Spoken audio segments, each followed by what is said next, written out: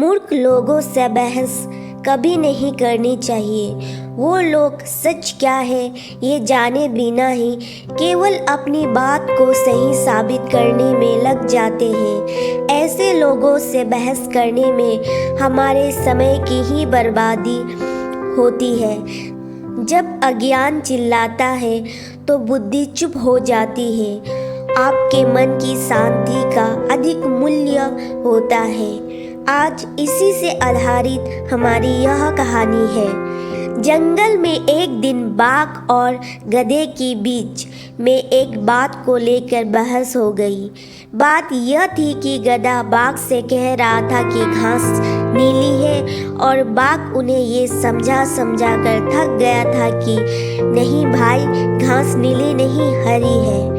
बहुत समझाने के बावजूद भी गधा नहीं माना। वो बोल रहा था कि नहीं, घास तो नीली ही है। दोनों ने इस बहस का अंत लाने के लिए ये तय किया कि जंगल के राजा शेर के पास जाएंगे और वो जिन्हें सही ठहराएंगे उसकी जीत होगी। आखिर दोनों जंगल के राजा शेर के पास पहुंच गए।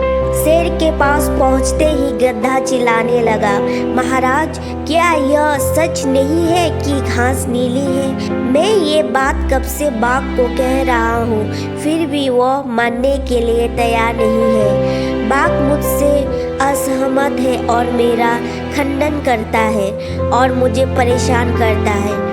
कृपया उसे दंड दे। बीच में बाघ बोला, अब आप ही बताइए, क्या ये सच नहीं है कि घास हरी है?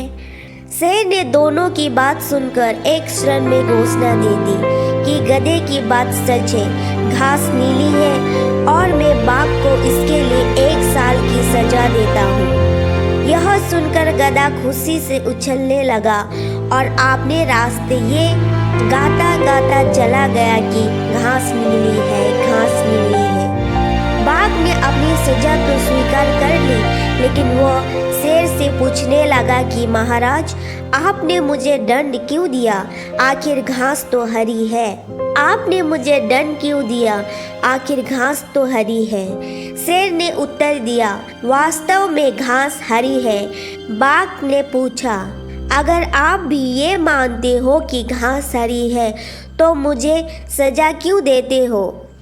शेर ने कहा कि इसका इस सवाल से कोई लेना देना नहीं है कि घास नीली है या हरी। मैंने तुम्हें सजा इसलिए दी है कि तुम्हारे जैसे बहादुर बुद्धिमान प्राणी गधे से बहस करने लगा और अपना समय बर्बाद कर रहा था और ऊपर से आकर मुझे उस सवाल से परेशान कर रहे हो। तुम्हें सजा इसलिए ही मिली है क्योंकि तुमने इतने बुद्धिमान होने के बावजूद भी गधे जैसे प्राणी से बहस की।